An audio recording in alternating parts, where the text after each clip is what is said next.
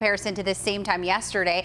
Despite the cloudy conditions, some of the high surf, elevated surf that we're seeing out there, it's not stopping a lot of people from paddling out and a lot of people running.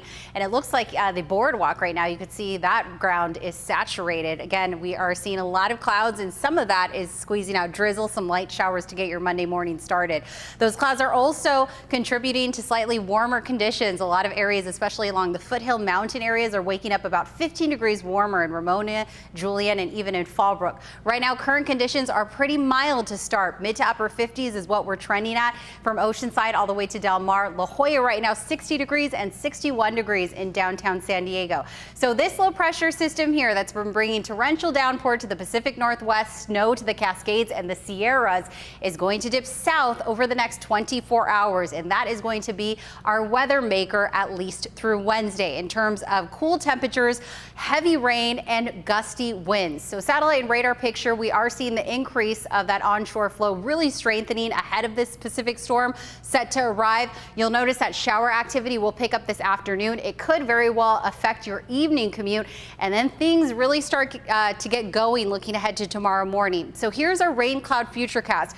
All of these yellow-orange colors indicate very heavy rain, and this is at 7:30 tomorrow morning. So you can see that it's really going to impact some of our major highways, including the 5 and the 15.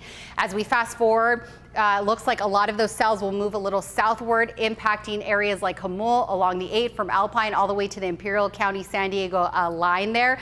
And then we'll get possibly a break around the sunset hour, and then heavy rain makes a return tomorrow night. So it looks like tomorrow will be looking like when we'll have the greatest activity. When all is said and done, the coastal and inland areas could get up to 2 inches. The mountain areas, including neighborhoods like Palomar Mountain, could get close to 6 inches of rain, and the deserts will even get a few tenths of an inch. In addition to the rainfall, we are looking at very gusty conditions. Notice the color contour here. Every time that we see the maroon reddish colors, that indicates gusts anywhere from 40 upwards of 50 miles per hour. And you can see that it's widespread all the way from the beaches to the desert area. So again, if you have to tie down any of those loose objects, do it today while conditions remain breezy, because winds are really going to pick up looking ahead to tomorrow and Wednesday.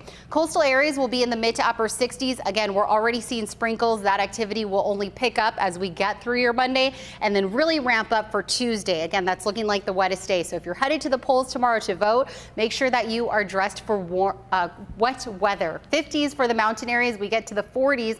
That's when our snow level drops Wednesday morning. Desert areas mid to upper 70s. We'll drop a few degrees on Tuesday, and then we'll be in the 60s by Wednesday. Virginia. Thank you so much, Vanessa. So if your holiday plans include welcoming home a new fur baby, you will want to hear about how one woman learned the hard way you cannot trust